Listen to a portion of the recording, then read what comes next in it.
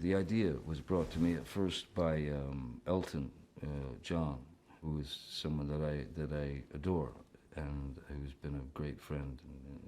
And I love him deeply. And so he asked if I would be interested, and I said, sure, man, you know, send this script. And so he did, and I read it. And I didn't expect the script to, you know, like make me laugh out loud, you know.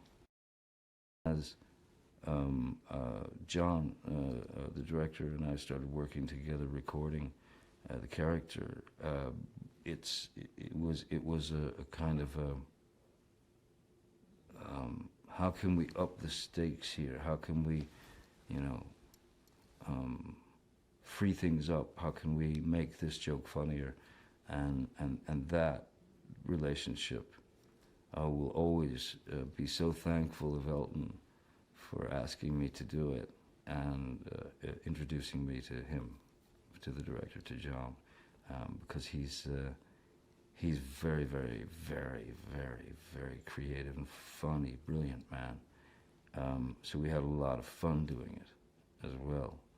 You know, I mean, there was a lot of cackling because, you know, once I got what everybody felt was, you know, all right. You know, everybody all around the boards have to agree, and then he would let me do a couple of free ones where I could ad-lib things, you know, and maybe add things, add jokes, you know, or change something around, and he was very open to all that. Sherlock Holmes has been played by so many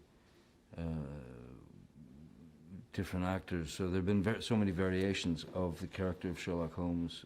I just what I wanted to do was, I wanted him to feel as if he were, I wanted him to sound as if he were pointed very sharp, you know, that he was sharp angled, like yeah, and that his brilliance kind of came out of a clumsiness in a way.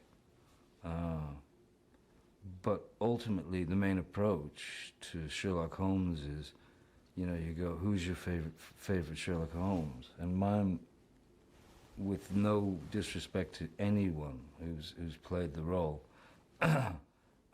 mine, you know, takes me back to my childhood every time I watch Basil Rathbone. So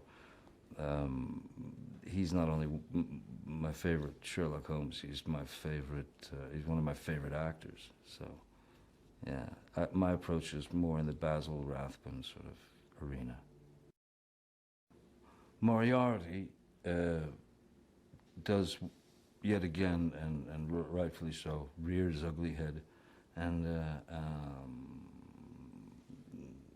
essentially becomes quite the obstacle, the challenge, as always for Sherlock.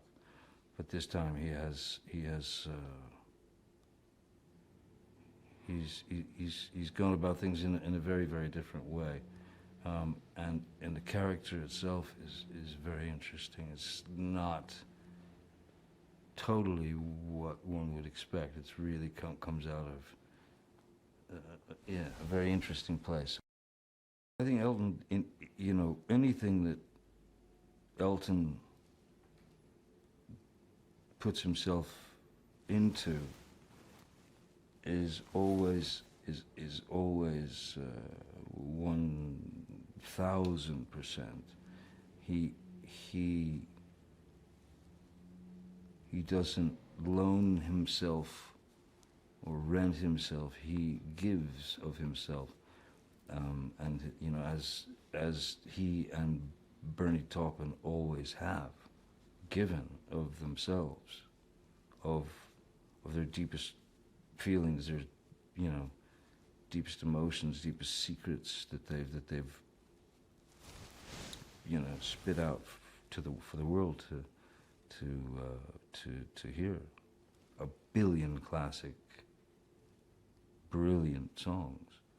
Elton John, just his involvement in anything brings another dimension, a whole other dimension to the project, you know, because he gives wholeheartedly.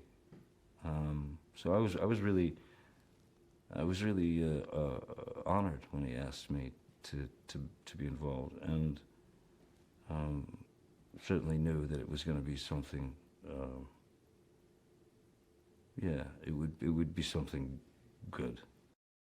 I got addicted to sort of watching these animated films, you know, when my kids were little. You know, there was something about them that well, cartoons break all the laws, don't they? And that's, you know, that's the beauty of seeing those parameters broken and trying to figure out a way to break the parameters in cinema in that same way, so that a character can be potentially accepted in the same way that Wile E. Coyote is when he gets crushed by a boulder and then they cut to him with a little bandage on his head. I wanted Sherlock's voice to be like a razor blade, you know, that could cut through anything annoying, that could cut through, that he found annoying, anything, you know, that someone's in the middle of some soliloquy and he would stop them, you know, on a dime because he has something to say. And it's like this, I sort of pictured this sound of, yeah, this a razor blade voice, you know. And so that's kind of where I ended up, you know. Well, first of all, I mean, I think the casting was superb. I mean, everyone brought, you know, certainly the characters from the prior film, but the new cast, everybody really brought something to the party that kind of bounced nicely off of one another, even when we didn't record them together. I think the brilliance of John's casting and the putting of all these, you know, taking all these wonderful voices and putting them all together to build this story in whatever way he pieced them together. I think it was a brilliant cast, you know, amazing cast. What audiences have to look forward to with this movie is, I mean, gnomes. Expect gnomes and look forward to them. They're very good. Matter of fact, I'd go as far as saying they're the finest gnomes I've ever known. No. They're the finest gnomes I've ever known. Gnome. They're the finest gnomes I have ever met or known.